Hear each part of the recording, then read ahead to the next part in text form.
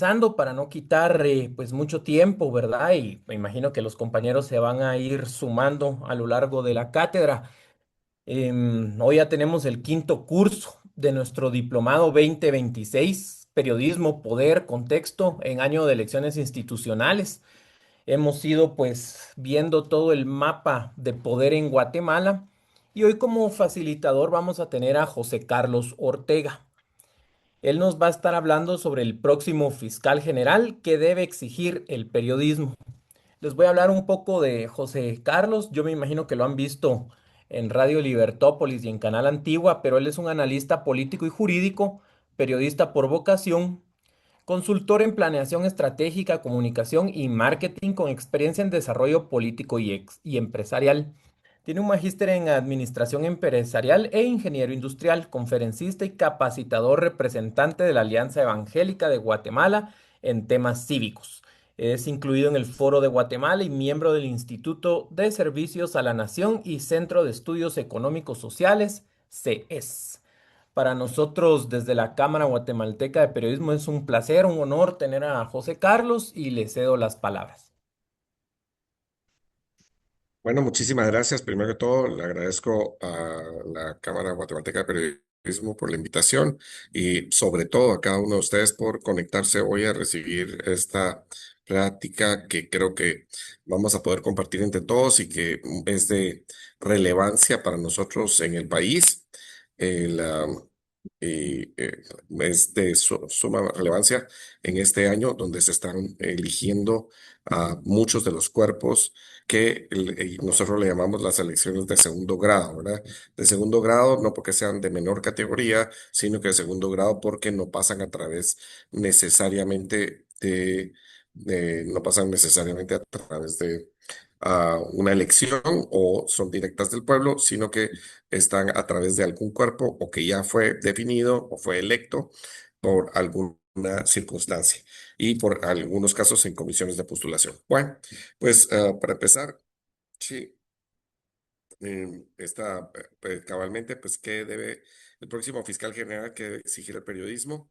Vamos a platicar acerca de esto.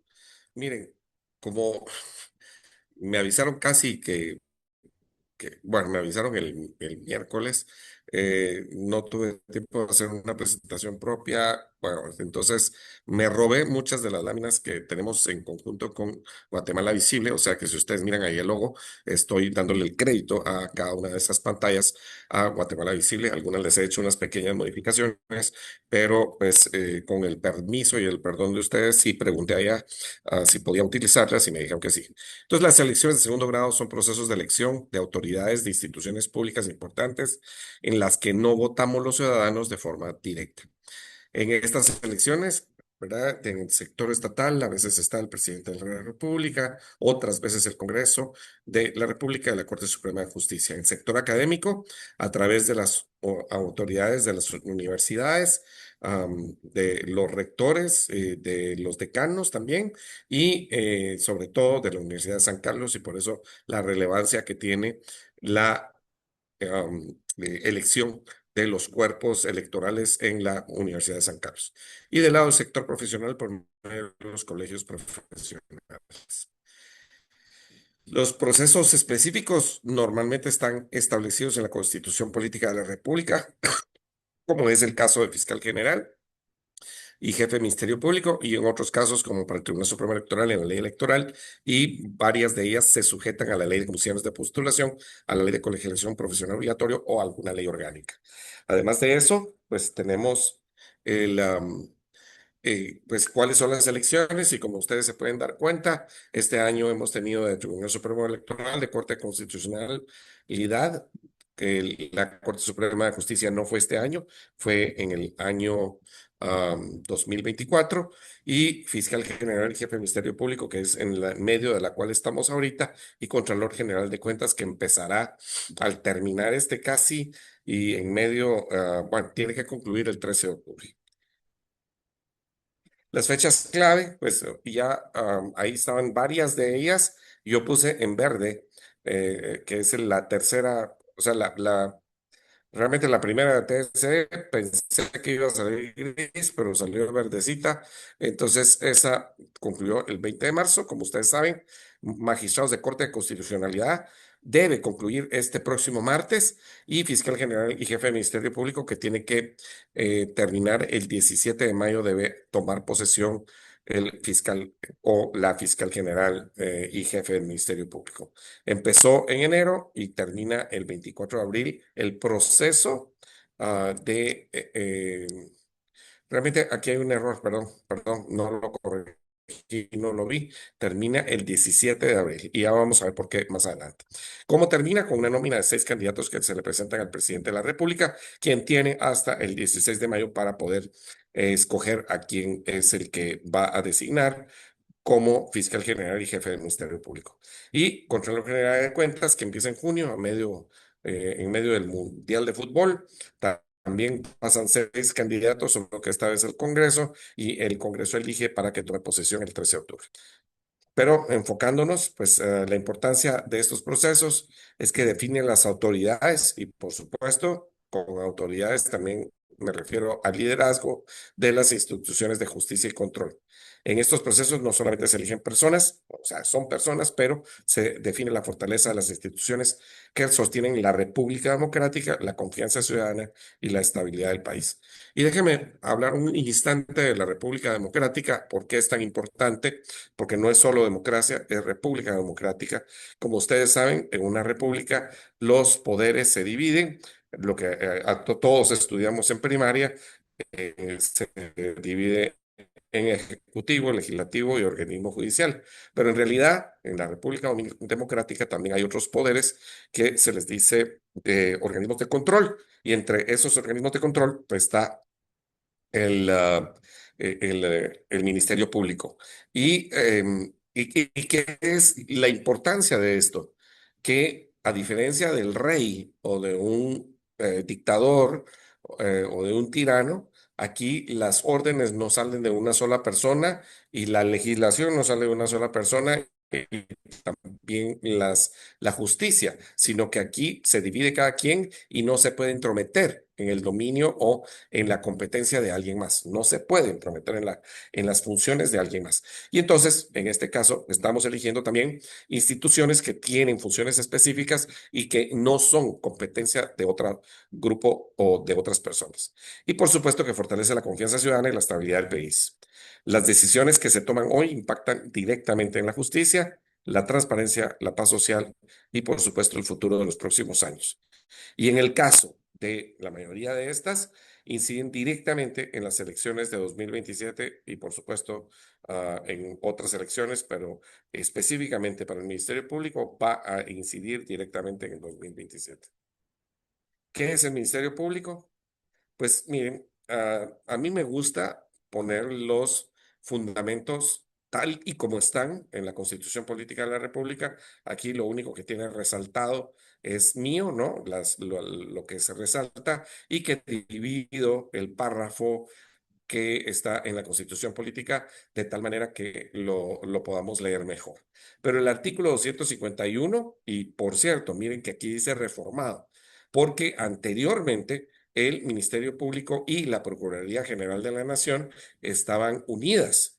Eso sucedió hasta 1993 con la reforma que se hizo a la Constitución en aquellos entonces derivado del autogolpe de Estado del presidente Jorge Serrano Elías contra pues, las demás instituciones, incluyendo el Congreso de la República. Pero en ese momento se decide cambiar que el Ministerio Público esté separado de la Procuraduría General de la Nación, lo cual tiene muchísimo sentido para dividir las competencias y para que esto funcione de una mejor manera. Entonces, ¿qué es lo que enuncia la Constitución en el 251? Para el Ministerio Público dice, el Ministerio Público es una institución auxiliar de la administración pública, o sea, está auxiliando a la administración pública y de los tribunales con funciones autónomas. Ahí ya nos dijo 3 cosas acerca del Ministerio Público. Es auxiliar de la administración pública y de los tribunales, pero tiene funciones completamente autónomas. esa palabra autonomía que hemos estado viendo pues en varios procesos y que a uno a veces se asusta de cómo la interpreta cada uno de los organismos y de las personas que están en las diferentes instituciones, tanto del Estado como fuera del Estado. Y dice, cuyos fines principales son velar por el estricto cumplimiento de las leyes del país.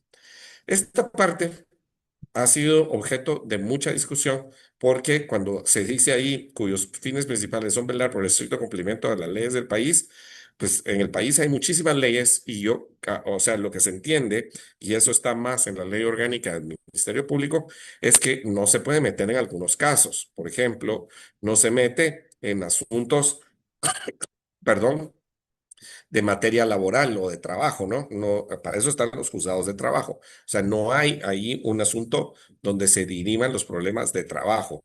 Tampoco los asuntos administrativos que tienen que ver con la administración pública. O tampoco está alguna otra competencia que ahorita, los asuntos mercantiles, por ejemplo, aunque sí le da autorización para algunas situaciones de orden civil. Ya vamos a ver la ley del Ministerio Público y ustedes van a ver que sí se mete en competencia civil. Entonces, esta parte pues ha sido de mucha discusión, pero la dejo ahí porque para que ustedes vean que dice por el estricto cumplimiento de las leyes del país, o sea, de todas las leyes. Su organización y funcionamiento se referirá por su ley orgánica, ahí sí ya la reduce, y el jefe del Ministerio Público será el fiscal general y le corresponde el ejercicio de la acción penal pública. En algunos lugares, en algunos países, existe la acción penal privada. Le voy a poner un ejemplo.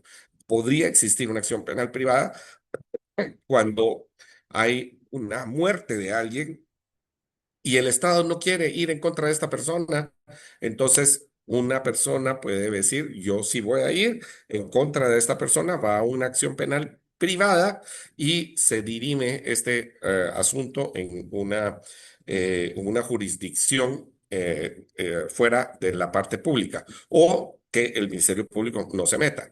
O por ejemplo, si me roban, ¿verdad? Porque esos delitos de robo de celular, de robo de un carro, a veces el Ministerio Público realmente no hace nada o le roban a ustedes su casa. Yo no sé si a ustedes, pero a mí, desgraciadamente, se han entrado dos veces a mi casa y en una de esas, pues sí, me robaron bastantes cositas y llama uno a la policía porque hay que llamarla, ¿verdad?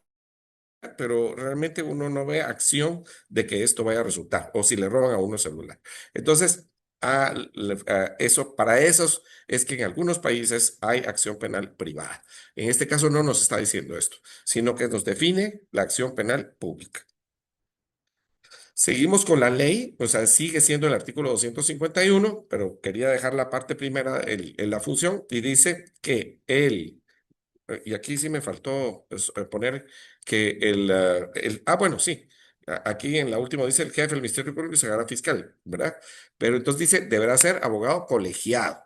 No puede ser solamente licenciado en ciencias jurídicas y sociales, no puede ser solo notario, tiene que ser abogado y tiene que estar colegiado. Y tiene las mismas calidades que los magistrados de la Corte Suprema de Justicia, ¿sí? Eso es importante, tiene que tener las mismas calidades. ¿Y quién lo nombra? El presidente de la República. ¿Cómo lo nombra? De una nómina de 6 candidatos propuestos por una comisión de postulación. ¿Quiénes integran la comisión de postulación? Ahí está, el presidente de la Corte Suprema de Justicia, quien la preside. Ahí ya no se elige presidente, ya sabemos que el que la preside es el presidente de la Corte Suprema de Justicia. Los decanos de las facultades de Derecho o Ciencias Jurídicas y Sociales de las universidades del país, y en este caso es de todas las universidades del país, el presidente de la Junta Directiva del Colegio de Abogados y Notarios de Guatemala. Y miren qué importante esto, porque en otros lugares, cuando se dice de la votación de la Asamblea del Colegio de Abogados, no dice Colegio de Abogados y Notarios de Guatemala. Aquí sí lo dice clarísimo. Entonces no es solamente de los abogados que estén en el colegio, sino que en este caso lo dice clarísimo la Junta Directiva del Colegio de Abogados y Notarios de Guatemala. Es muy importante esto porque uno a veces se quiere meter uno en el pleito de que si este sí o este no. Yo aquí lo que les estoy enseñando es no me importa el pleito, lo que le estoy diciendo es que aquí dice Colegio de Abogados y Notarios de Guatemala, cuando habla acerca de alguna votación, como por ejemplo para la ACC, dice la Asamblea del Colegio de Abogados, no dice notarios. Entonces, estas cosas yo creo que las debe dirimir en todo caso la Corte de Constitucionalidad y dejarlo claro para que no suceda en medio de una elección como pasó esta vez. Y también el presidente del Tribunal de Honor de dicho colegio. Dice que para la elección de candidatos se requiere el voto de por lo menos dos terceras partes de los miembros de la comisión. O sea, esto es como una mayoría calificada, así como en el Congreso, para dos terceras partes son 107 votos, ahora vamos a ver cuántas son dos terceras partes de la comisión. Am, Esto de que no se acepta representación, o sea, un decano no puede decir, va a ir mi fulano en representación mía, no puede. El rector no puede, perdón, aquí no es rector. La presidente, en este caso de la Corte Suprema, voy a mandar a fulano en representación, aquí no valen las representaciones. Casi todas las comisiones de postulación no aceptan representación. El fiscal general dura 4 años en el ejercicio de sus funciones y tendrá las mismas preeminencias e inmunidades que los magistrados de la Corte Suprema de Justicia. Se tiene las mismas calidades, pero también tiene las mismas preeminencias e inmunidades. Y miren esta parte, que es muy importante. El presidente de la República podrá removerlo por causa justificada debidamente establecida. Vamos, voy a parar un momentito aquí para que podamos entender qué es lo que dice ahí el idioma castellano. Dice, el presidente de la República podrá remover. Ok, se le da una competencia al presidente de la República. ¿Se le dio al Congreso? No, no se le da al Congreso. ¿Se le da al organismo judicial? No, no se le está dando al organismo judicial. ¿A quién se le da? Al presidente de la República. Esta parte es importante, ¿verdad? Y dice que lo podrá remover, pero no por berrinche, dice por causa justificada. ¿Eh? No la puede ser, a mí no me gustó. Les voy a poner un ejemplo. El presidente Trump acaba de sacar a la fiscal general de los Estados Unidos, a Pam Bondi, y en el gobierno, la primera vez que estuvo de presidente, también sacó a dos fiscales generales. Ahora la acaba de sacar ahorita para Semana Santa a la fiscal Pam Bondi, la sacó una fulana que lo había defendido a muerte. Ahorita la saca. ¿Y cuál es la excusa? No necesita excusa. Aquí sí dice removerlo por causa justificada. Y lo otro que dice, como otro, como un adverbio ahí, o más bien como un apellido para la causa justificada, es debidamente establecida. Debidamente establecida es que se tendría que haber dicho cuáles son las razones. Yo le voy a poner un ejemplo. En la SAT, ¿sí? En la SAT se remueve al superintendente. ¿Cuándo se remueve al superintendente? Se le remueve cuando cuando no cumple con los objetivos del año. Entonces, esa es una causa justificada. Entonces, eso es lo que se debió haber hecho con el Ministerio Público. Pero aquí lo que se hizo fue que se dijo que solo se podía remover al fiscal o la fiscal si se iba a un proceso penal. Y si en el proceso penal salía debidamente, o sea, tenía una sentencia firme. Nosotros sabemos que en nuestro sistema de justicia una sentencia firme puede durar 10, 15 años. O sea, ya ni siquiera sería fiscal. ¿Y qué es el asunto? Que cuando yo les hice la pregunta inicial, ¿quién es el que puede remover al fiscal? Puede ser el Congreso, eso es lo que dice la Constitución. No. ¿Es la Corte Suprema de Justicia? No. Entonces, claro que un asunto penal puede llevar a la cárcel a cualquiera, pero en la cárcel no puede ser fiscal. ¿Sí? Entonces se le quitó la competencia al presidente de la República y realmente se perdió esa competencia. Desde mi punto de vista, y eso lo quiero aclarar, es mi punto de vista, pero platicado con otra gente también, es que la reforma a la ley orgánica del Ministerio Público, donde se estableció cuál es la causa debida, justificada, debidamente establecida, fue un acto inconstitucional porque le rebajó esa competencia al presidente de la República. Sigo. Aquí también habla acerca de los requisitos para ser magistrado de la Corte Suprema. Como se acuerdan ustedes que dijo que tiene las mismas calidades, entonces para ser electo dice que tiene que tener los requisitos del artículo 207, pero además ser mayor de 40 años y haber desempeñado un periodo completo como magistrado de la Corte de Apelaciones. Recuérdese usted que ser magistrado de una Corte de Apelaciones son 5 años o de los tribunales colegiados de la misma calidad o haber ejercido la profesión de abogado por 10 años. O sea, mire qué importante esto, porque también ahorita puede ser que nos enfrentemos a esta situación. Tiene que haber sido magistrado por lo menos 5 años o haber sido abogado 10 años. Ahora, yo le voy a hacer una pregunta y ahorita no quiero que me la contesten, sino que hasta el final, si ustedes quieren, pero la lógica es esta. Para ser magistrado, ¿usted tiene que ser abogado? Sí. Entonces hagamos de caso que usted fue magistrado o fue juez 3 años, pero además de eso, tiene 7 años como abogado. Entonces, ¿se le suman sí o no? Por supuesto. Usted no puede ser juez ni puede ser magistrado sin ser abogado. Entonces, la interpretación que algunos quieren decir que un magistrado no ha ejercido la profesión de abogado es completamente absurda, ¿verdad? Ustedes estarán de acuerdo conmigo. Bueno, y después el artículo 207, al que se refería la primera oración, dice que los magistrados y jueces deben ser guatemaltecos de origen. Y ya sabemos que guatemaltecos de origen, la Constitución Política establece que son todos los nacidos en Guatemala, en los buques, navíos de bandera guatemalteca y los hijos de padres guatemaltecos y también todos aquellos que estén en el territorio centroamericano, siempre y cuando hayan hecho el trámite para hacerse guatemaltecos. O sea, no es solamente ser centroamericano, porque entonces Bukele mañana podría venir a Guatemala y ser presidente de Guatemala o ser fiscal o estas cosas. No, es guatemaltecos de origen, pero tiene que hacer un trámite. No es así nomás. Y por supuesto que guatemalteco de origen, o sea, se la voy a poner así, digamos que alguno de ustedes se va mañana de embajador a Belice, simplemente va a poner Belice, y allá tiene a uno de sus hijos, su hijo es hijo de un guatemalteco. Como es hijo de un guatemalteco, tiene derecho a ser guatemalteco de origen. Entonces, esa idea de que por como era diplomático no puede ser guatemalteco, no. La excepción es que si el embajador de Belice en Guatemala tiene un hijo aquí, entonces ese no es guatemalteco. Aunque Belice todavía no sé. Pero si fuera de Uruguay, para ponerlo un poquito más claro, si fuera el embajador de Uruguay aquí, no puede ser guatemalteco. Pero si es el embajador de Guatemala, nacido en Guatemala, que nace en Uruguay, él sí es guatemalteco de origen. Sigo. Dice de reconocida honorabilidad, estar en el goce de sus derechos ciudadanos, es decir, que no tenga una sentencia penal donde no pueda ser, que no esté gozando de sus derechos ciudadanos. Ser abogado colegiado, que ya lo habíamos visto.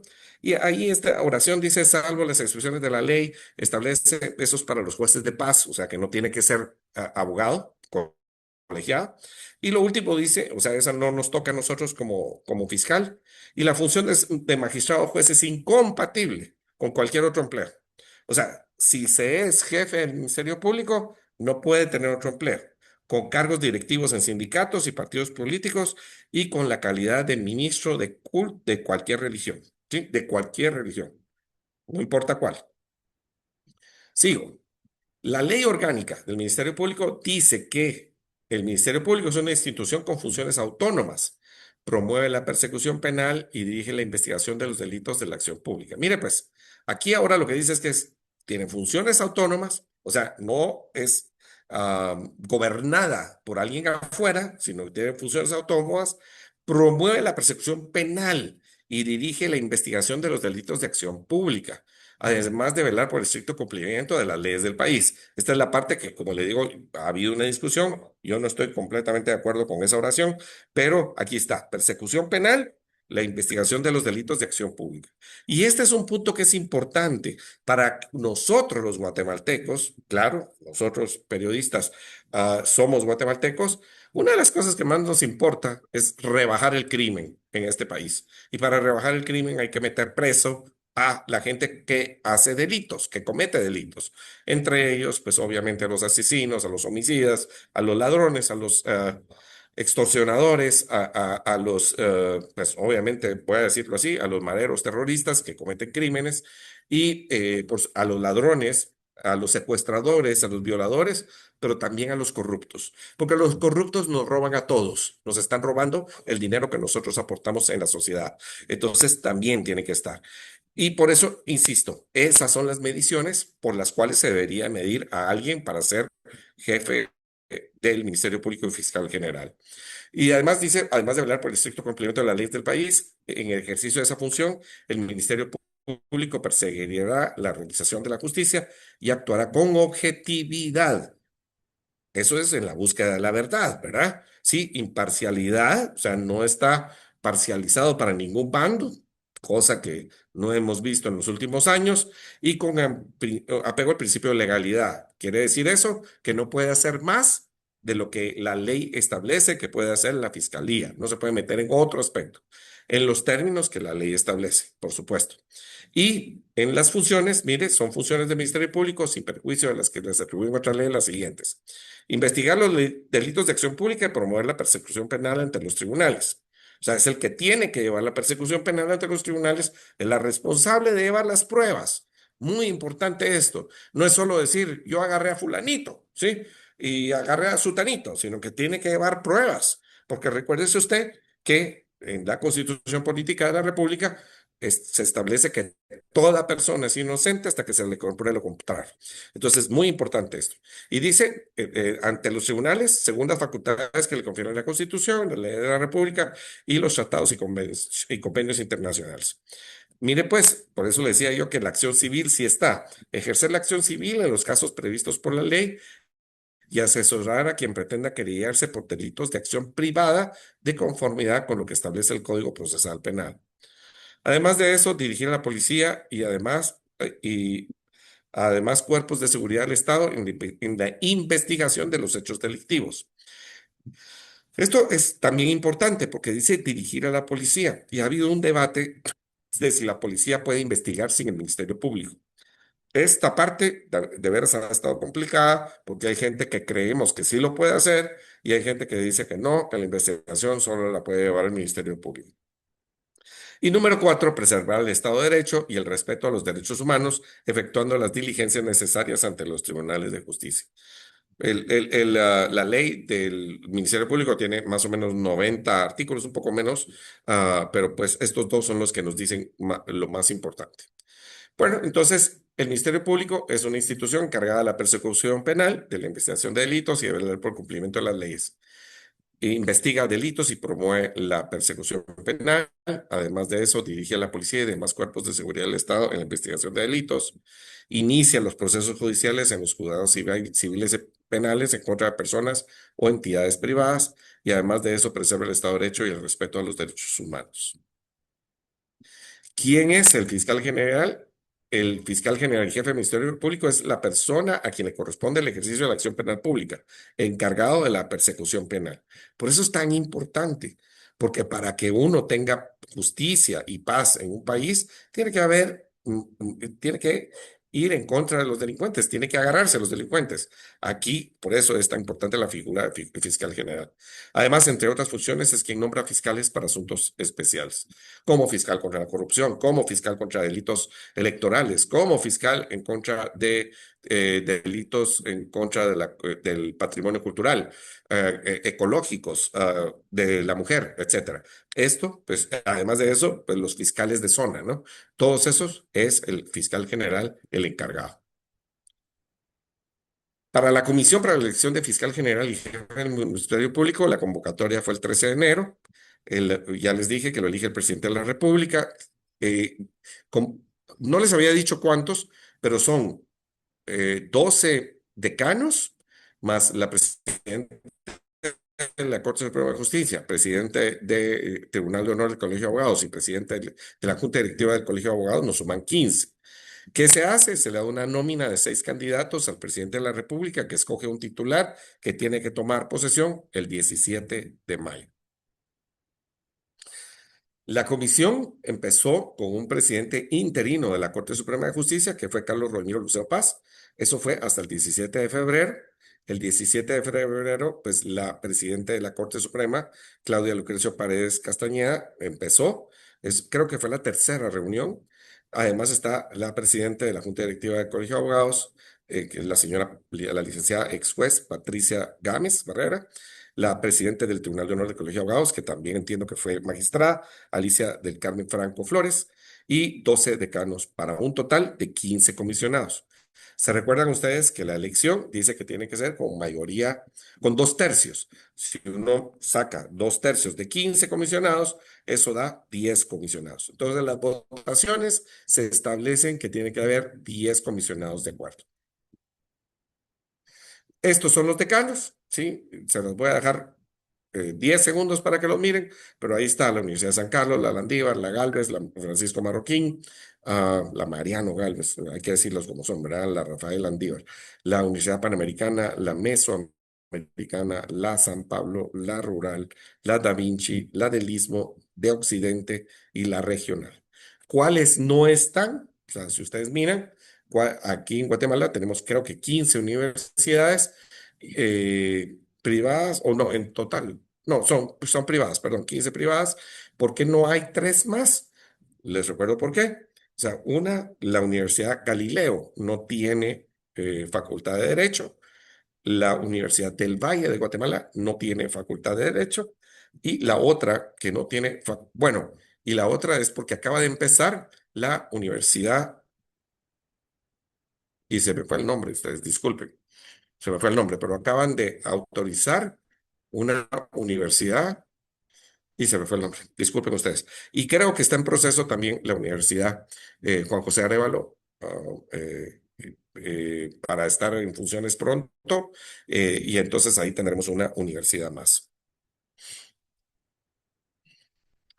La Comisión para la Elección de Fiscal General y Jefe del Ministerio Público empezó el lunes 16 de febrero, luego, no, perdón. Esto es el organismo judicial. El lunes 16 de febrero de 2026, después de 12 sesiones fallidas del la Corte Suprema de Justicia, el Pleno del órgano judicial confirmó a la magistrada Claudia Paredes, que fue designada como nueva presidente de ese organismo. Además de eso, pues fue juramentada en el Congreso el 17 de febrero. O sea, ella fue electa el 16, pero no puede tomar posesión si no está juramentada en el Congreso. Entonces se le juramenta el 17. Entró para ser juramentada como, como presidente del Congreso. Esas cosas chistosas de nuestra racionalidad formalista. Salió, creo que hay una votación más para confirmar y vuelve a entrar para ser juramentada como presidente de la comisión postuladora del MP. Y comenzó sus funciones como presidente de la comisión el 23 de febrero de 2026 en la tercera sesión. Así está integrada, como ustedes pueden ver. Perdonen, así está integrada. La anterior era cuando estaba el anterior presidente interino. Y pues ustedes pueden ver ahí de la Corte Suprema, del Colegio de Abogados y los decanos. Vamos a seguir. ¿Cuáles son las etapas del proceso de elección de fiscal general y jefe del Ministerio Público? Se instaló la comisión de postulación, se reciben y verifican los expedientes, después hay una evaluación y puntuación, que vamos a estar en ella pronto, y la integración de la nómina final, que será el viernes de la próxima semana. De hoy en 8, usted estará integrando la nómina para que después elija la elección por parte del presidente de la República. El marco legal para el cargo de fiscal, ya le había dicho, el artículo 251 del MP, que fue el que revisamos. Además, eso, el artículo 216, que establece las calidades específicas para ser magistrado de la Corte Suprema de Justicia, que son aplicables al fiscal general, y que nos remite también al artículo 207 para todos los magistrados, como aquel que habíamos discutido acerca de guatemalteco de origen, abogado guatemalteco de origen. Estos son los requisitos: ser guatemalteco de origen, artículo 207 de la Constitución Política de la República de Guatemala. Abogado colegiado, ahí dice artículo 13 de la Ley Orgánica del Ministerio Público, pero también está en el 207 de la Constitución. Gozar de reconocida honorabilidad, artículo 207. Estar en el goce de sus plenos derechos ciudadanos, 207. Ser mayor de 40 años, 216. Y el 216 también establece que tiene que tener por lo menos un periodo como magistrado de la Corte de Apelaciones o 10 años como haber ejercido la profesión de abogado. Vamos a ver las etapas de la comisión. Entonces, el trabajo de la comisión celebra su primera sesión en la que se elige al secretario y al vocero de la misma. En el resto de sesiones continúan su trabajo y se revisa y aprueba la convocatoria, se determina el número de candidatos que integrarán la nómina, que obvio es 6, porque eso es lo que dice la Constitución. Se define la sede de la comisión y se presentan las propuestas de reglamento interno, cronograma de trabajo y perfil de fiscal general. Yo les quiero hacer un recordatorio a ustedes, queridos colegas periodistas, y es que las universidades privadas, los decanos de las universidades privadas y bueno, el presidente del Colegio de Abogados y también presidente del Tribunal de Honor ejercen sus cargos ad honorem en estas comisiones. Eso es muy importante. ¿Por qué? Porque no se les paga por estar ahí. Entonces es pues una complicación de la Constitución Política de la República, porque pues, en realidad es un tiempo que le quitaron a alguien más, porque, por ejemplo, un decano recibe dinero por ser decano, pero en estos casos dedicarse a este trabajo significa que en realidad la universidad está pues apoyando al país, ¿sí? Entregándole a alguien a quien le está pagando un sueldo, ¿verdad? Cosa que es importante. Entonces, la instalación de la comisión, específicamente la presidenta de la comisión, Claudia Paredes, Claudia Lucrecia Paredes Castañeda, a partir del 16 de febrero, la secretaria fue electa la presidente del Colegio de Abogados y Notarios, Patricia Lizeth Gámez Barrera, y como secretario suplente, el decano de la Universidad San Pablo, Luis Roberto Aragón Soler.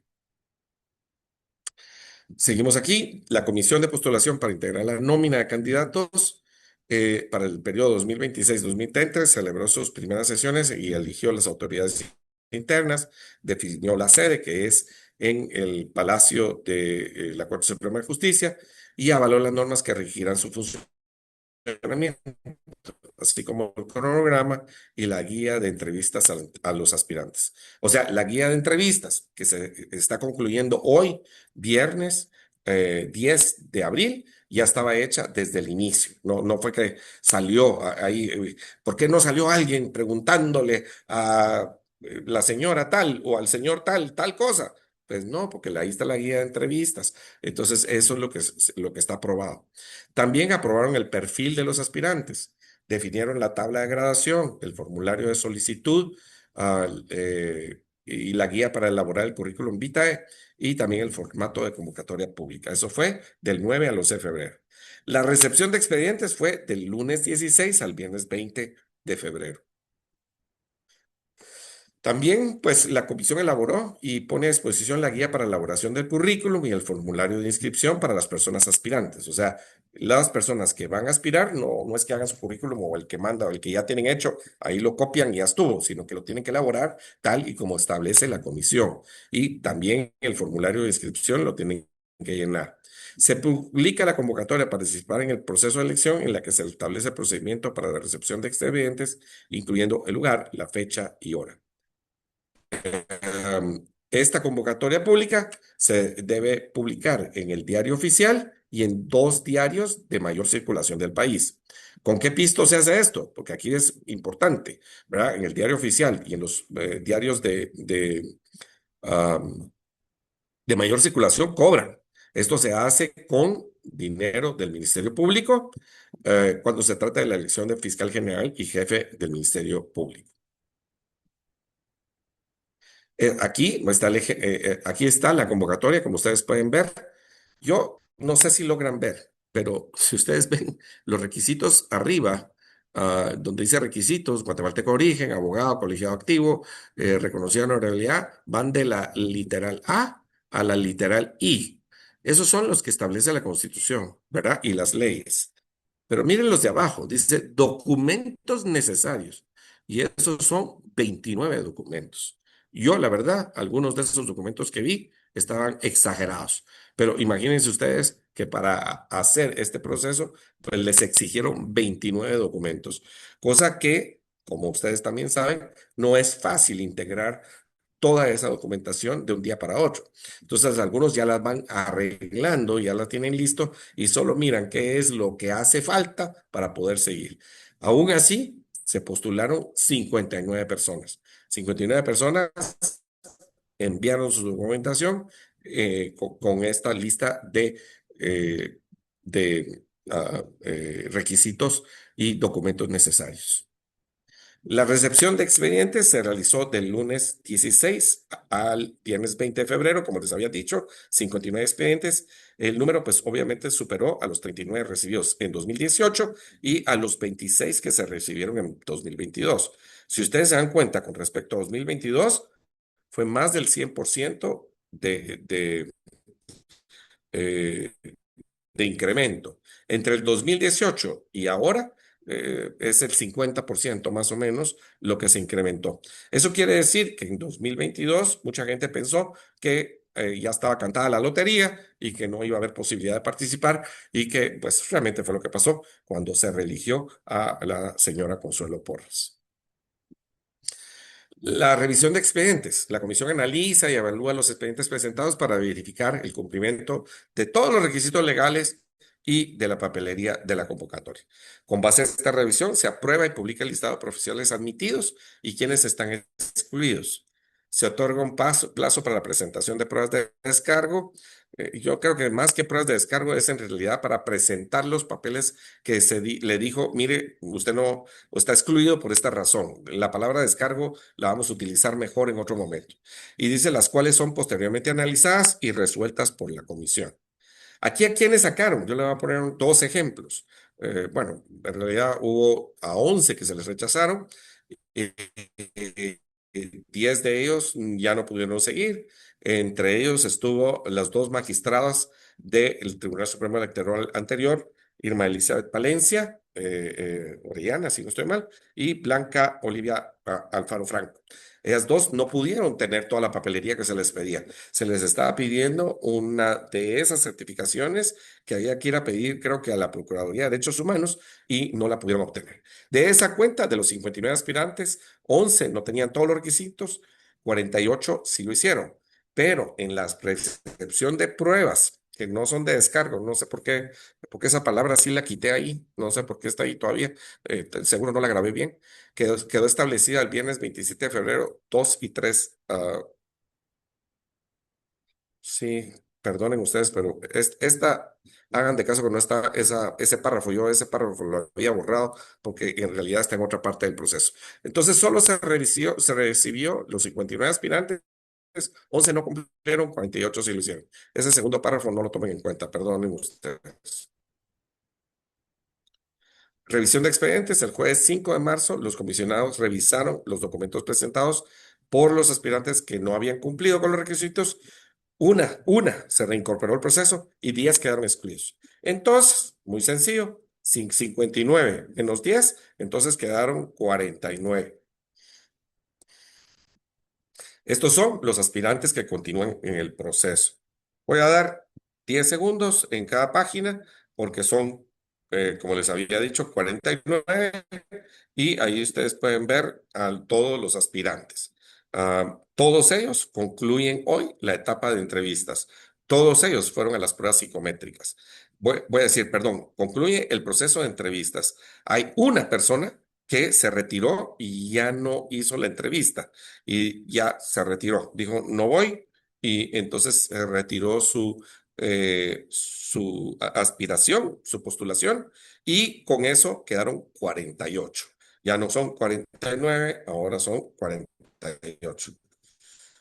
Esa es como la canción de los perritos, no sé si se acuerda usted, pero en la canción de los Acá, perritos, pues decía de los días que yo tenía, sí, de los 10 ¿verdad? pedí. Entonces aquí la segunda lámina, ¿verdad? Para que ustedes miren ahí a los candidatos, los aspirantes. ¿Y por qué no pasó esto? Bueno, y ahí está la tercera. Y la tercera, algunos de ellos, los últimos 12, fueron los que fueron entrevistados hoy. Mm, ok, paso al siguiente. Ahora sí, los señalamientos y los impedimentos. Se abrió el periodo de recepción de señalamientos o impedimentos, lo que se le llaman las tachas, ¿verdad? En realidad no se puede llamar tachas, son señalamientos o impedimentos. Y la comisión establece los lineamientos para aceptar o no los impedimentos y recibe la documentación presentada para desvanecerlos, la cual es analizada para su resolución. Esto es un paso importante porque en Guatemala, y déjeme decirlo así, muchos periodistas caen en el problema de decir, es que le desvanecieron las tachas. No, no, no, no. Ahorita vamos a analizar cómo es ese proceso. No se retira a nadie del proceso en este momento. No se retira a nadie, sino que en realidad se tuvieron los señalamientos, se recibieron la documentación para desvanecerlos y ahí queda el expediente, pero no se califica. No se dice, fulanita de tal está con tarjeta roja, se va afuera. Sutanito, usted también se va afuera. No, aquí no pasa eso. Aquí lo único que pasa es que se documenta el proceso. ¿Qué es un señalamiento? Es toda aquella información con la cual un ciudadano puede hacerle saber a la comisión de postulación que un aspirante no es idóneo para el cargo. ¿Qué son las pruebas de descargo? Son eh, son las pruebas que apoyan la presunción de inocencia de un aspirante y que serán evaluadas por la comisión de postulación para determinar si se remueve o se mantiene un impedimento. O sea, no es otra cosa. O sea, aquí, y por eso lo resalté en verde, dice que la comisión de postulación para determinar si se remueve o se mantiene un impedimento. Mire que es remover el impedimento o mantener el impedimento, pero no se remueve a la persona. ¿Me logré explicar? Espero que sí. Entonces, esto no se está sacando a nadie, solamente hay un asunto, como quien dice, aquí está el señalamiento, ¿para cuándo? Para la hora de ir a votar. ¿Cómo se hacen los requisitos para presentar un señalamiento? Se identifica el denunciante, o sea, no puede ser alguien anónimo. Si yo voy a ponerle, por ejemplo, una tacha o una denuncia, un señalamiento a alguien, tengo que decir José Carlos Ortega Santa Cruz y después tengo que explicar claramente el señalamiento. Yo señalo a Sutano y a Perencejo y a Fulanito porque recibió sobornos cuando era no sé qué, o porque mató a una persona, o porque es corrupto. Entonces paso a la presentación de pruebas. Entonces tengo que presentar las pruebas. Y al presentar las pruebas, no se puede hacer sobre noticias de prensa. Las noticias de prensa, perdón, se utilizaron en el pasado.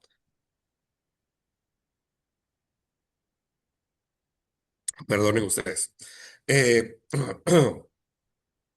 Entonces se deben adjuntar medios de comprobación que respalden el señalamiento. No se aceptan señalamientos basados en noticias de prensa.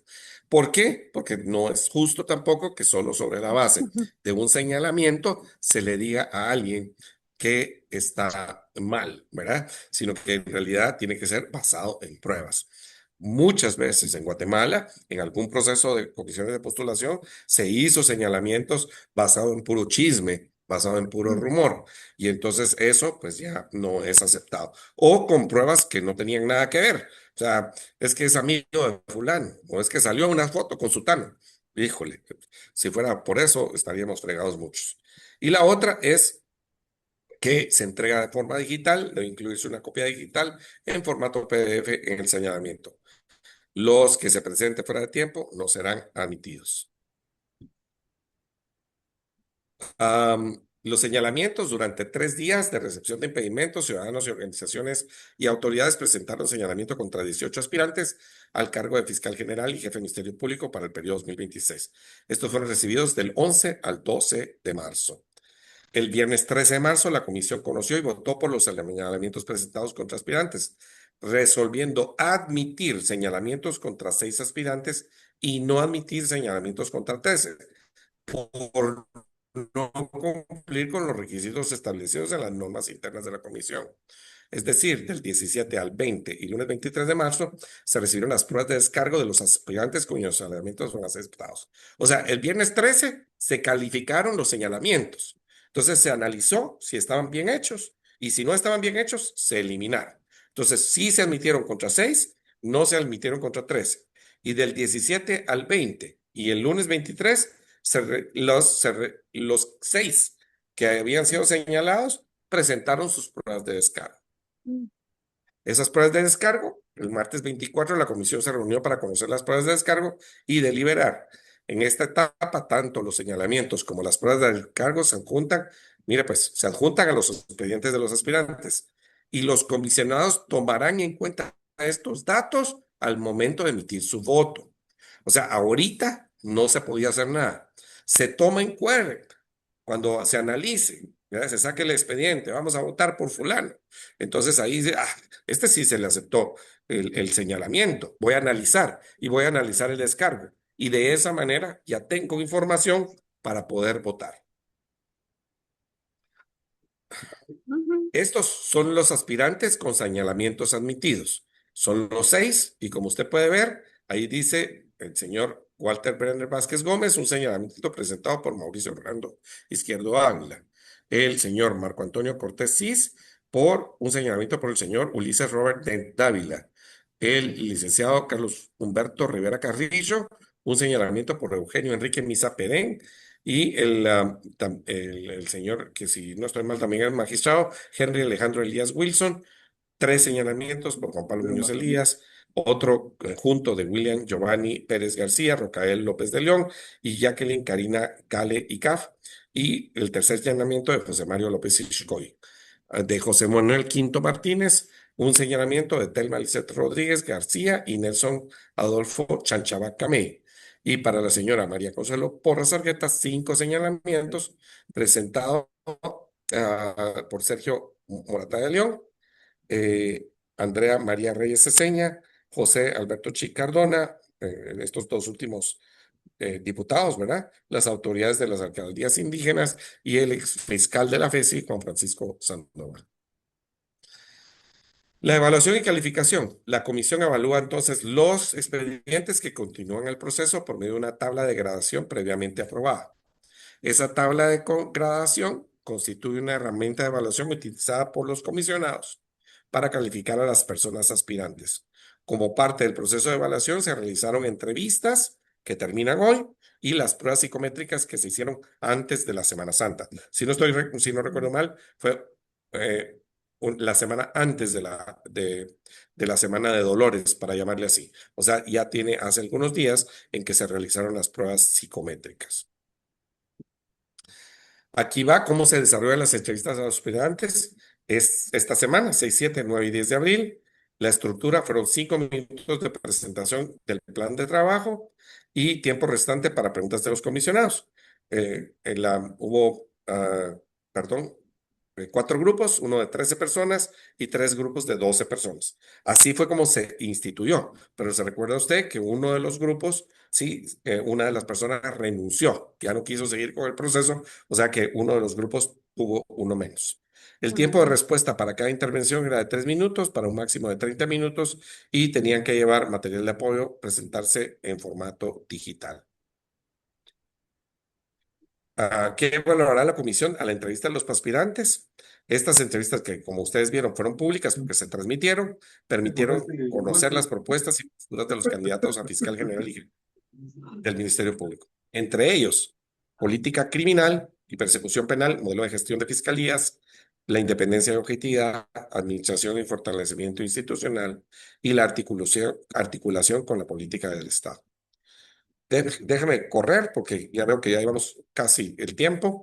¿Qué es la tabla de gradación? Es una herramienta que elabora la Comisión de Postulación para evaluar el expediente de los aspirantes.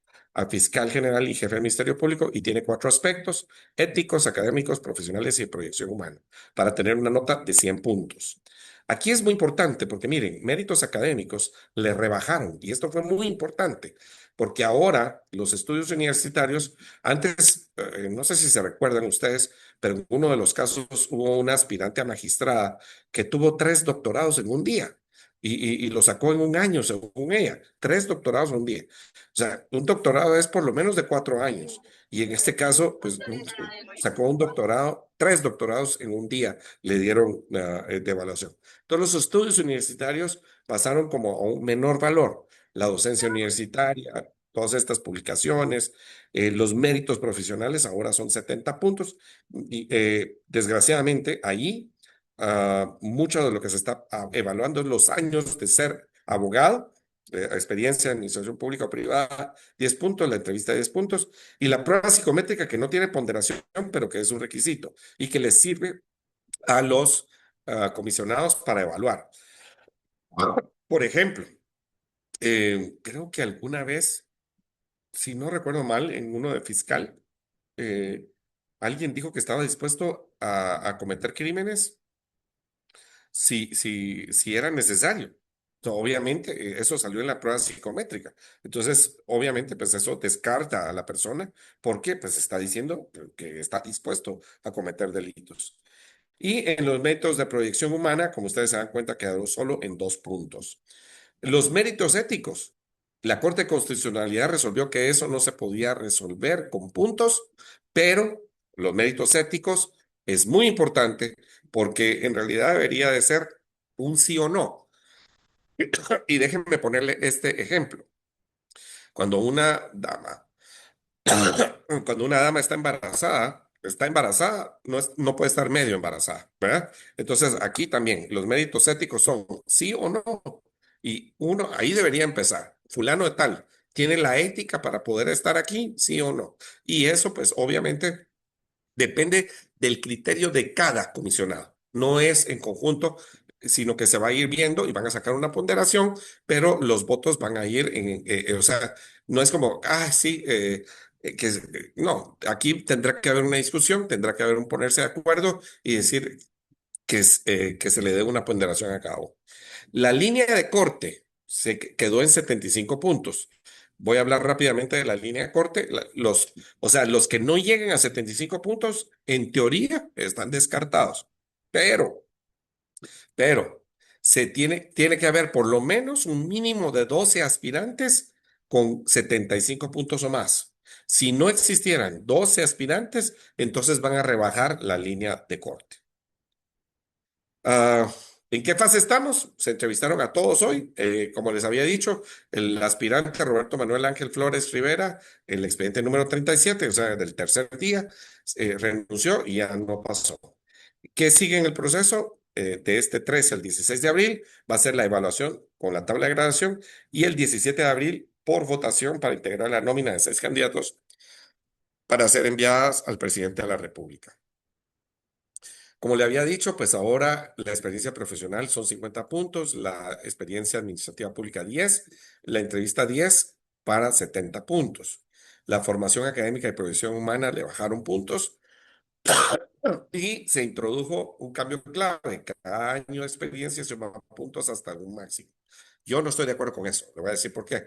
Porque usted puede ser abogado, puede ser mal abogado, ¿verdad? Entonces aquí es cómo calificar calidad y no solo cantidad, no es tan fácil.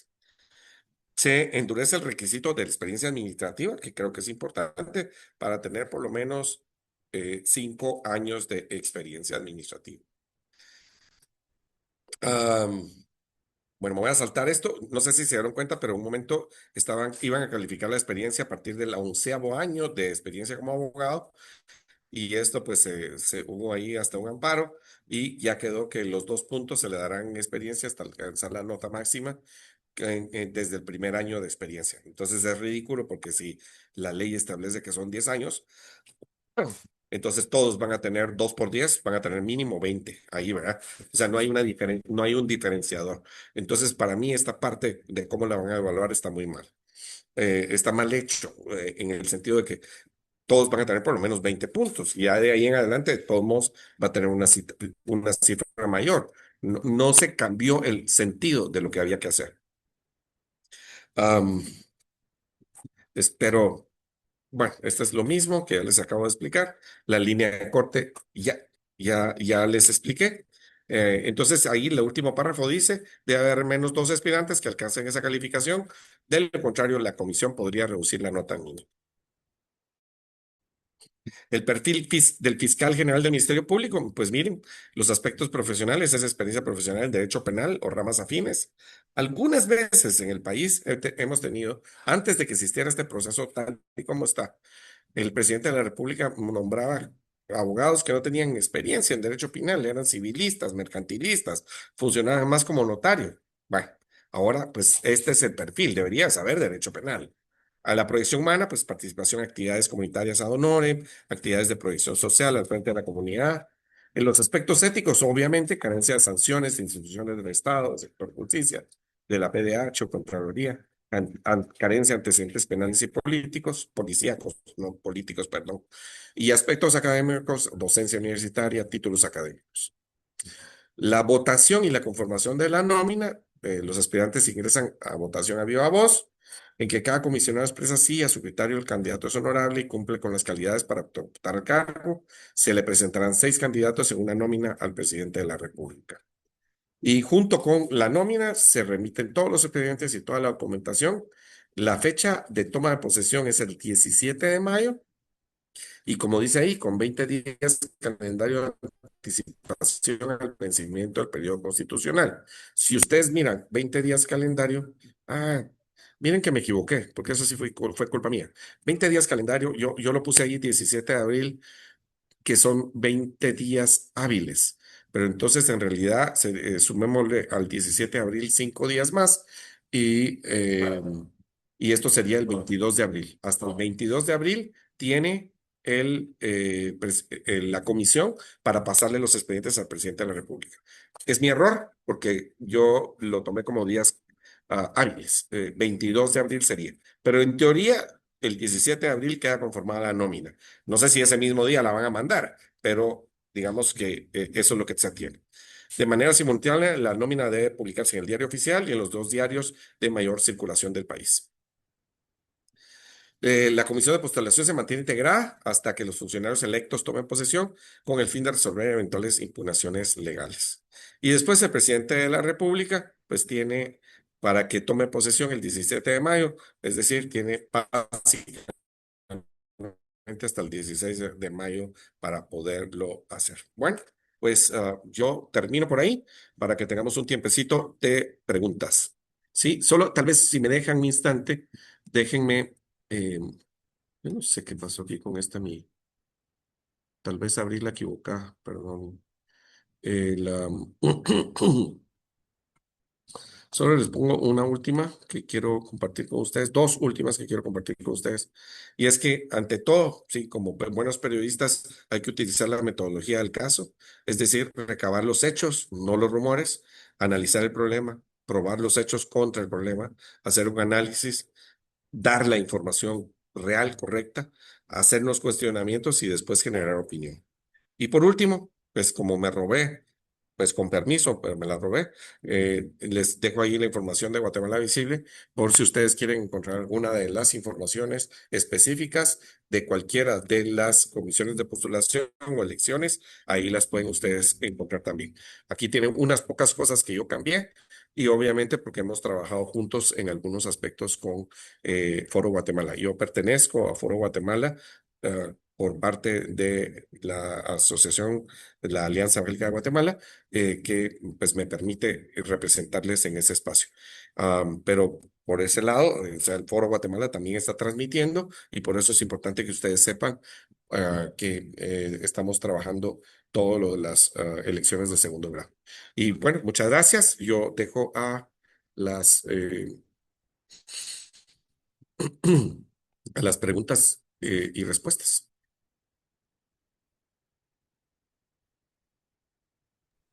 Yo quisiera hacerle un comentario, pero antes lo felicito por su valiosa exposición. Aquí le habla Leonel Guerra Saravia. Y cuando usted menciona el artículo 151 del Ministerio Público, me llamó la atención de que desde el inicio, donde se hace ver de las propiedades, lo que el Ministerio Público puede hacer, hay un momento en que se confunde con lo de la Corte de Constitucionalidad, pero ya después se aclara porque la Corte de Constitucionalidad lo que hace es ver que se cumpla todo lo que es la Constitución de la República. Pero en cambio, cuando ya habló usted más adelante, ya empezó a hablar sobre el aspecto jurídico. Ya es otro aspecto diferente. Me pareció muy bien. Ya el final nos aclara más la diferencia entre la Corte de Constitucionalidad y lo que tiene que hacer el Ministerio Público, que es investigar en primer lugar y es el que va llevando prácticamente la línea de lo que es la justicia en Guatemala. Sí, gracias, Leonel. La verdad es que la Constitución, yo creo que esa oración está equivocada. No, no debería de ser el cumplimiento de todas las leyes del país. La Corte Constitucional tiene una diferencia. Ella no está velando porque se cumplan las leyes, sino que está velando que no que no se violente la Constitución y para poder amparar. ¿Verdad? Recuérdese que el amparo, en la última instancia, también va a la Corte de Constitucionalidad. Y pues, desde mi punto de vista, Leonel, y gracias por su observación, sí, estamos de acuerdo. Esa oración donde dice velar por el cumplimiento de las leyes, creo que rebasa la competencia del Ministerio Público. Bueno, veo algunas preguntas, pero no sé si, Rodrigo, me ayudas. Una que Sí, veo aquí con rápidamente, gusto. los aspirantes hoy son 48. Sí, 48. Rápidamente, Brenda. Sí, a mí me gusta pues que ellos pregunten. Yo no sé si ustedes se animan, compañeros, hoy a hablar para pues motivar al diálogo y si no, con gusto yo lo puedo leer. Aquí hay una de Edgar F. Palencia, dice, es probable que Estados Unidos obligue a Arévalo para que elija a Consuelo Porras. Sí, es una... eh, yo voy a decir esto, sí, tal vez es políticamente incorrecto. Estados Unidos va a obligar todo lo que quiera, ¿sí? El asunto es, ¿lo va a hacer o no lo va a hacer? Y si lo hace, si hace una presión, porque no es solamente, o sea, no es solamente, yo no sé qué pasó con mi video que está bloqueando, pero no voy a creer que yo estoy bloqueando así de mucho. Eh, y puede presionar, pero en realidad el que toma la decisión es el presidente de la República. Sea como sea, el que toma la decisión es el presidente de la República. O sea, el presidente puede decir no y puede pararse y decir yo no voy a hacer esto, aunque las consecuencias sean otras. Eh, eh, no, no, lo veo posible, poco probable. Así decía un catedrático italiano que tuve alguna vez. Sí, posible, poco probable. Bueno, política guatemalteca, me imagino que. Bueno, aquí hay otra. Vamos a ir avanzando. Si quieren, preguntan mientras yo voy encontrando las preguntas en el chat. Aquí Rodrigo dice que si puede, que el presidente puede elegir nuevamente a Consuelo basado en la constitución política. Sí, la puede elegir, claro que sí, Rodrigo. Si llega la nómina, la puede elegir. O sea, esa es voluntad del presidente, ¿sí? Pero otra vez, ¿cuál crees tú que sea la probabilidad de que Bernardo escoja a Consuela? Yo digo que está cercana al 0%, pues, o sea, no creo que la va a elegir. Aquí Henry Popa quiere hacer una pregunta. Adelante, Henry. ¿Qué tal? Muy buenas tardes. En los próximos días, lo que ustedes mencionaban, que se entregará la nómina de los 6 candidatos, pero la elección quedará a discreción del presidente Arévalo. No Sí. necesariamente va a tener que escoger a quien más puntos obtenga de esta evaluación. Correcto, es correcto. ¿Cuál era tu nombre, perdón? Henry. Henry. Henry, muchas gracias, Henry. Sí, Henry, aquí hay dos momentos donde no necesariamente se escoge conforme a la tabla de graduación. Una es los comisionados. La tabla de graduación es solamente una orientación. Como dijimos, ellos mismos se pusieron una, ah, una, un corte, ¿sí? Donde dice, a partir de 75 vamos a cortar. Todos los que saquen de 74 para abajo no califican para el corte. Entonces, de esos la tabla de graduación ya no debería de importar. Voy a decir esto que es importante. En la elección de 2022, en la reelección, la, la comisión había designado ya a 5 comisionados y les faltaba poner uno. Entonces, alguien metió un amparo, yo no recuerdo exactamente quién fue, para que se tuviera que elegir conforme a la tabla de gradación y se amparó. Y como la tabla de graduación, y o sea, la Corte Constitucional ya dijo, sí, lo tienen que elegir conforme a la tabla de graduación. Y como eso lo que hacía era que se eligiera a Consuelo Porras, que era la de mayor calificación, entonces ya ahí se integró la nómina con 6 candidatos que incluía a Consuelo Porras. Entonces ya allí el presidente Yamatei pues hizo su elección voluntariamente, a él no lo obligó nadie. Bueno, ¿qué es lo que quiero decir con esto? Porque hubo una obligación hacia los comisionados. Ese amparo se cayó, o sea, en la Semana Santa. Esto es muy importante. En la Semana Santa, el amparo definitivo se quitó, o sea, se dijo, no tienen por qué, no, en 2022 no tuvieron por qué haber elegido conforme a la tabla de gradación. No es verdad. Ese amparo, y además resolvió que el amparo provisional ya no era válido. Ahorita ya para qué va, si estamos terminando el periodo de la reelección de Consuelo Porras. Lo que quiero decir con esto es que con esa sentencia, para esta elección, no la tienen que elegir, no tienen que elegir conforme a la tabla de gradación. Se pueden quedar fuera de la tabla de gradación. Y el presidente, por supuesto, la, la Constitución dice clarísimo que de la nómina él puede escoger a cualquiera. O sea, no hay que buscarle 5 pies al gato, ¿verdad?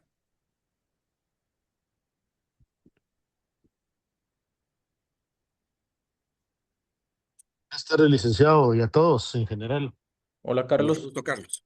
Mucho gusto, Rodrigo. Gracias, un placer y gracias por toda la colaboración el día de hoy. Licenciado, cuando explicaba usted sobre las pruebas que se deben presentar y que no se admiten recortes de prensa o alguna información canalizada a través de algún medio de comunicación, ¿cuál es el paso a seguir? ¿Por qué medio es donde se tendría que hacer una denuncia?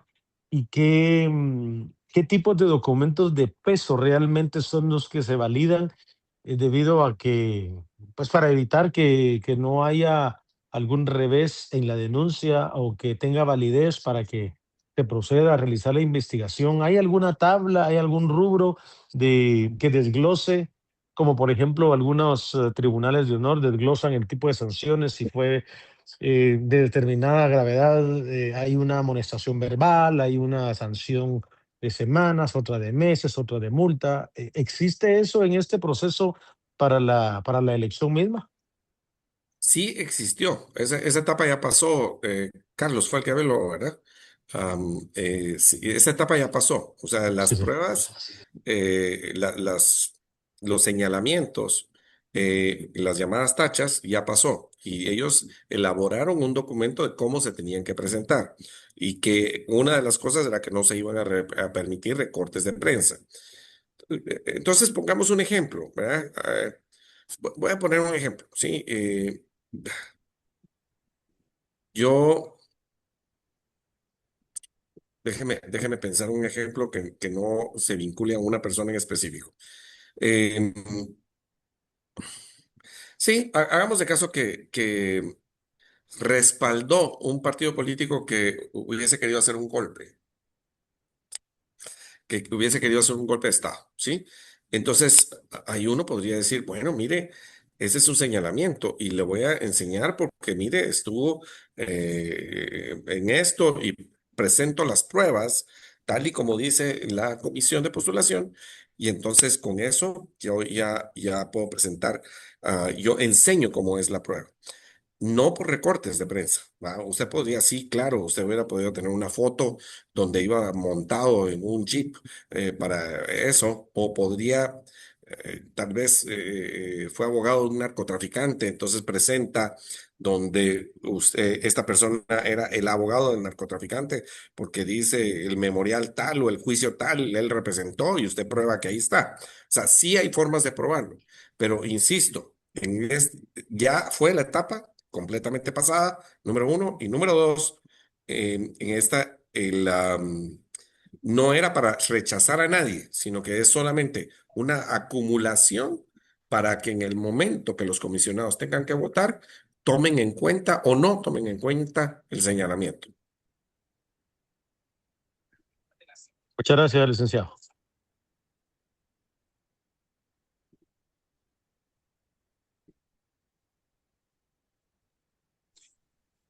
Lic, buena tarde. Le saluda Misael Castillo de Huehue. ¿Cómo Mucho ve gusto, usted mister. el proceso en las postuladoras? Bueno, específicamente en este que hoy está usted presentando. ¿Lo ve con buenos ojos la mejor opción o debería de mejorarse este procedimiento? Porque yo he visto en estas elecciones que hay una lucha de poderes entre diferentes grupos y entre diferentes intereses de diferentes grupos políticos, diría yo. Ay, Misael, yo soy un poco pesimista en estas cosas. Creo que las comisiones de postulación están rebasado. Tenemos que pensar realmente cómo hacer un cambio importante para ello. Me parece que teniendo a tantos decanos, o sea, 12 decanos, puede ser que lleguemos a un mejor consenso que en otras oportunidades. Me parece que están tratando varios de ellos haciendo un buen consenso, un buen trabajo. Uno no puede hablar por todos, ¿no? O sea, uno puede hablar por algunos. Recuérdese que esto no es que todos estén de acuerdo y 15-0. No, aquí hay gente con diferente forma de pensar. Am, eh, eh, el proceso de comisión de postulación está rebasado.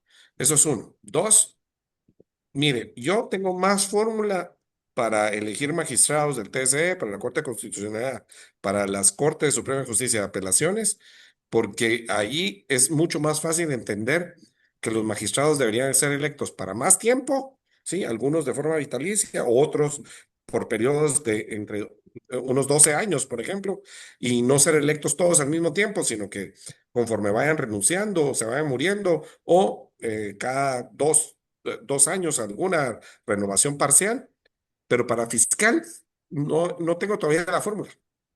eh, Habría que estudiar más a fondo en otros países cómo hacemos, porque algunos dicen, no, es que debería de salir de magistrados o de la carrera judicial, de la carrera del Ministerio Público. No estoy tan seguro, la verdad es que no encuentro todavía la mejor forma. Lo que sí es que debería ser independiente de la mayor parte de las cosas que podamos ver, desde el crimen organizado, oígase, narcotráfico, corruptos, gente que está metida en los negocios equivocados en este país, hasta las autoridades de gobierno. O sea, tampoco se vale que esté politizado. Y por supuesto, estructuras de poder que no necesariamente están haciendo las cosas mal, pero que en algún momento pudiesen hacerlas mal por la cantidad de poder que tienen. Entonces, ¿cómo buscamos la independencia de un fiscal y cómo tenemos a los mejores? Creo que es un tema que sí nos tenemos que sentar a platicar como sociedad, Misael. Nos toca esa tarea. No podemos tener los mejores resultados con un sistema que no está bien, Sí, gracias, pero Lic. seguimos haciendo la Gracias, Lic, lucha, ¿va? porque No quiere decir que no la sí, sí, hagamos. lo que he visto acá es que hay una lucha de poder entre corruptos por un lado y corruptos por otro lado, ¿verdad? Entonces, eso es lo que veo mal en algunos Sí, procesos. mi papá decía, esta es una lucha entre los malos y los peores. Lo peor es que no sabemos quiénes son los malos y quiénes son los peores. Yo digo que es una lucha Exactamente. entre los buitres y las hienas, ¿verdad?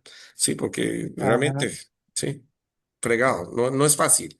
Pero yo creo que la vigilancia nuestra es importante para que no pase lo peor, ¿sí? sino que por lo menos hagamos ruido, que no pase lo peor, ¿verdad? Obviamente basado en datos. Quiero Gracias. saludar a Martín Tax, Ángel Martín, desde la Bella Verapaz, ¿ves? Que viene, ¿verdad? Sí, de la Verde Verapaz. Un saludo porque también por ahí quedaron algunos de mis ancestros, Ángel Martín. Ah, de todos los lugares también de Quetzaltenango, en Huehue, vinieron los Ortega, pero y pasaron por San Marcos, Huehue y Xela, pero específicamente de Cobán tenemos mucho más cariño, que fue donde fui más veces.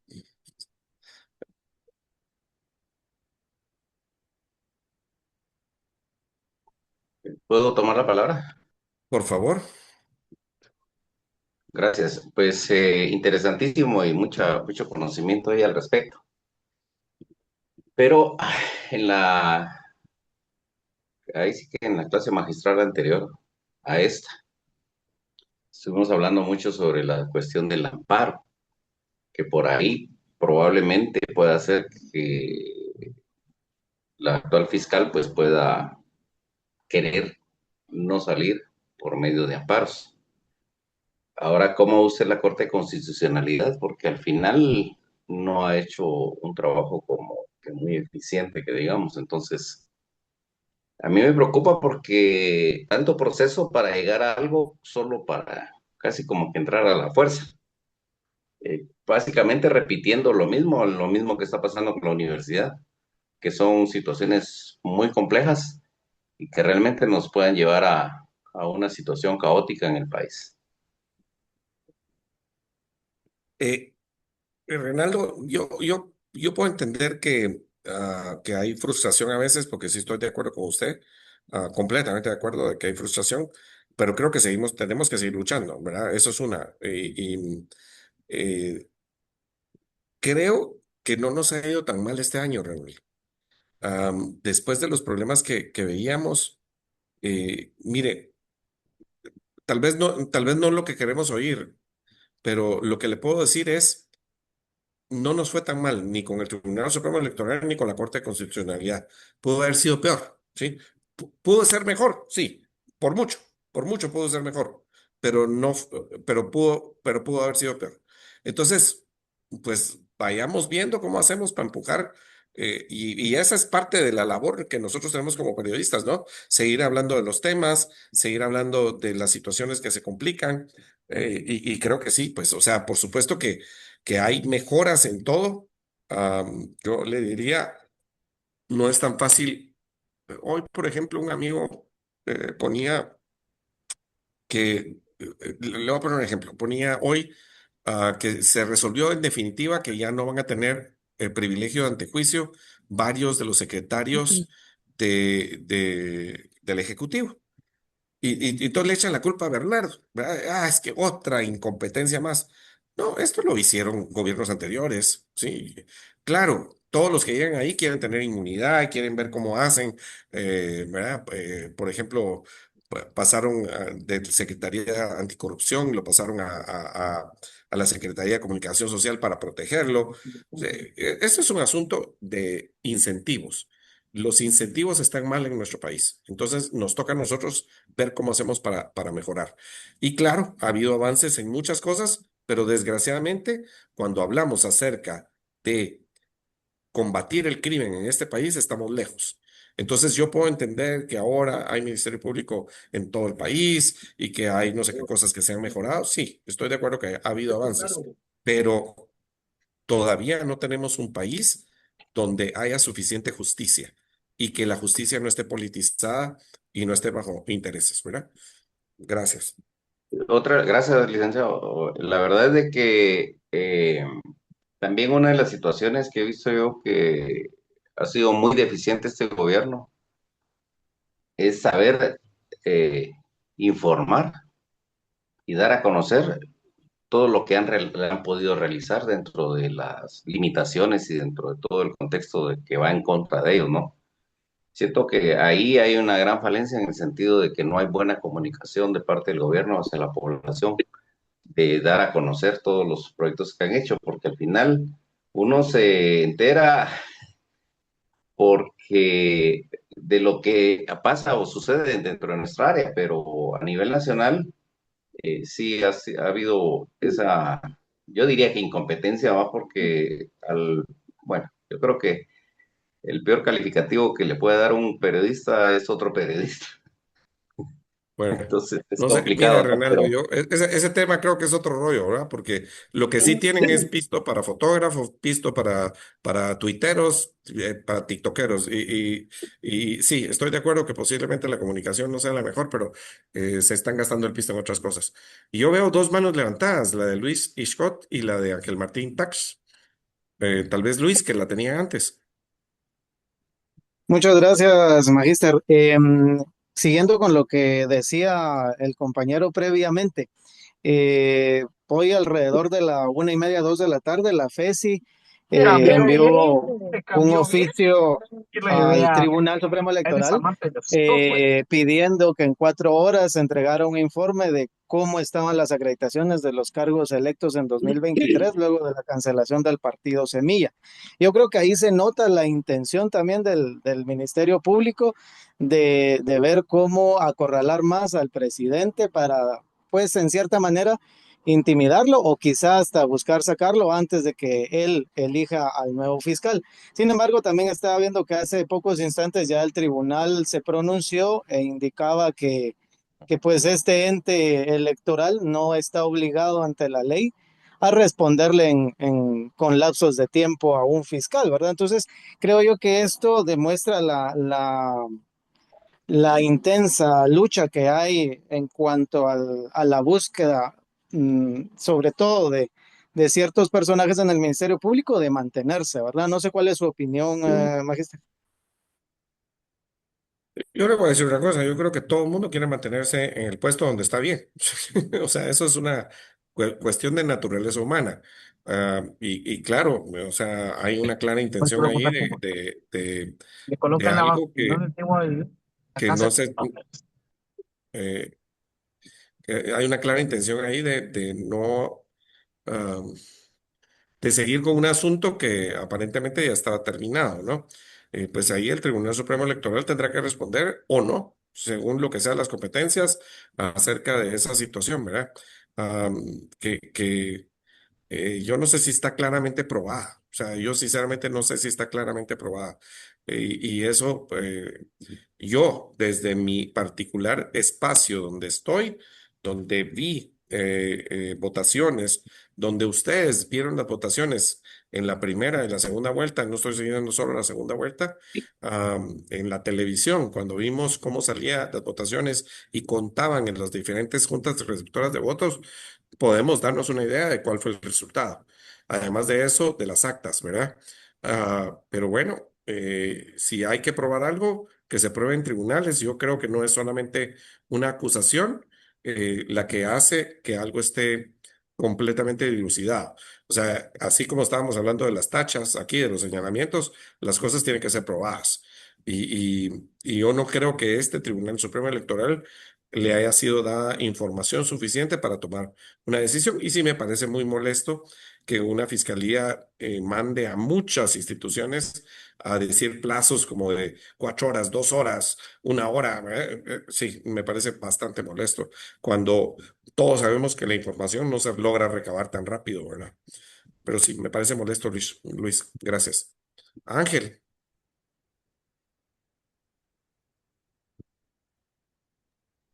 Sí, bueno, muchas gracias. Saludos a todos los compañeros y compañeras. Y como decía mi estimado Reinaldo de Saúl. Tenía mi Mustang 2002, tenía. Bueno, hay María. interferencia por ahí, mi estimado Rodri.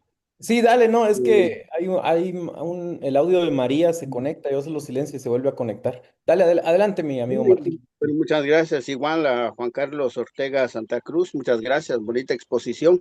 Lo que sí me preocupa es esto, de esta frasecita muy que lo grabé. Malos y peores y malos.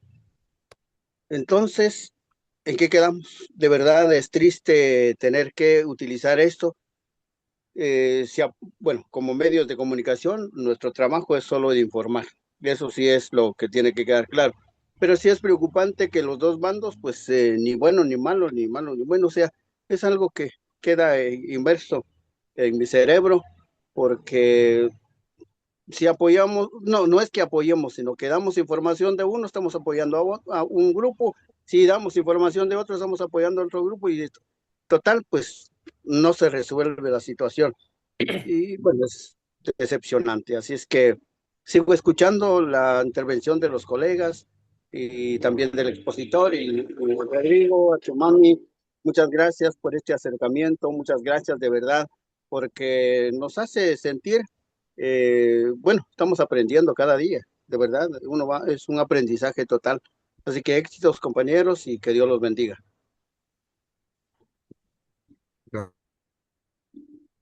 Gracias, Ángel. William, me estás levantando la mano. Sí, muchas gracias, maestro. Disculpe que no prenda la cámara, pero le soy honesto, estoy enfermo, pero no quería perderme la clase.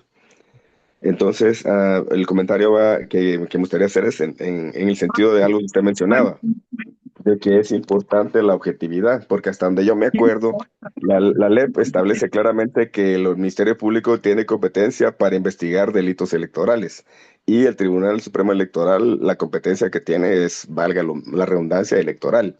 Entonces, yo lo que estoy viendo es que hay mucha confusión de juicios de hecho con juicios de valor y no está viendo pues la objetividad de decir, bueno, estos son los hechos y esta es mi opinión, que es válido tener opinión, pero no confundirlo. Ya se empieza a hablar de que sí, que hay malas intenciones y todo, está bien. Yo no digo de que no haya lawfare y cuestiones así, pero es un hecho que también hay otras cuestiones importantes que se tienen que hacer ver como son, ¿verdad? Eso de que el Ministerio Público tiene competencia, entonces es importante que los periodistas lo hagamos ver, porque si no estamos dañando la institucionalidad, ¿verdad?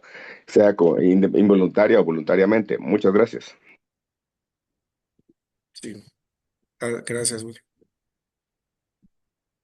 Bueno, voy a ver aquí alguien puso aquí cuánto es el presupuesto y según lo que pude buscar aquí rápidamente, son 3.221.6 millones de quetzales, 3.221.6 millones. También, ¿qué pesa más? Los aspectos legales o las simpatías, ojalá fueran los legales, la justicia, ¿no? Y saliéramos de este pleito, porque al final al guatemalteco común lo que más le importa es que se persigan los delitos, ¿verdad? No que esté de un lado o del otro lado la justicia parcializada y dejándonos a nosotros eh, eh, pues sin protección, ¿verdad? Ok, bueno, Buenas Rodrigo, tardes, sí, perdón, lo buenas de María. tardes. Perdón, Gracias. yo solo quiero agregar una cosita. Flor, contigo terminamos. La última Ah, pregunta y nos vamos. Ujú. muy bien, gracias. Es breve. En realidad quisiera saber, ¿es posible que a estas alturas de la gestión de gobierno se pueda solicitar que se quite o que se desestime el gobierno? Es una duda que me surgió, pues, porque todo surge de, yo más creo que es un pleito de poderes para que se pueda dejar libre el paso a personas no idóneas, ¿verdad? Es como mi opinión y pues quisiera saber si es posible esto, ¿verdad? Gracias. Bueno, yo creo que sí se puede, Flor de María. Sí, creo que sí se puede. Lo que pasa es que obviamente tiene que haber una justificación. Hagamos de caso que se encontrara que el presidente Arevalo fuera algo así como un narcotraficante probado y asesino. Entonces obviamente se le puede destituir, pero tiene que llevar un proceso. Es que no es así nomás, ¿no? O sea, de veras, no es así nomás. Eso tiene que haber una acusación, algo muy fuerte y, y yo voy a decir una cosa también, o sea, ya vieron que yo le tiro a todo el mundo, ¿no? O sea, por eso lo de los malos y los peores. Yo sí creo que el partido Semilla, así como otros, estuvo mal conformado, ¿verdad? Y que hay ahí ilegalidades importantes. Pero recuerden ustedes que los delitos penales son personalísimos. Entonces, personalísimo quiere decir que yo soy responsable de mis actos y no mi vecino, no mi hermano, no mi papá, no mi hijo. Entonces, ese es un asunto que hay que ver quién es el responsable de esas situaciones. Y bueno, no es el único partido tampoco que fue conformado mal. Seguro, varios de los partidos que ven ustedes en el Congreso de la República hoy fueron conformados mal. Yo tengo una persona muy cercana a mi vida que apareció en un partido político que desapareció y que fue muy sencillo. Esta persona llegó a hacer un contrato a este bufete de una señora y el esposo corrió para presidente y estaba inscrito en el partido del esposo, ¿verdad ustedes? O sea, se robó la firma de esta persona por ir a hacer el trámite ahí. O sea, sí, el sistema está mal, pero tenemos que seguir luchando, porque si no seguimos luchando, no vamos a mejorar el país, ¿verdad? Y yo les agradezco a todos. Muchísimas gracias, Rodrigo. Muchas gracias a la Cámara Guatemalteca de Periodismo, pero sobre todo a ustedes por haberse puesto hoy a escuchar este tema tan importante, porque es importante para el país e importante para nosotros.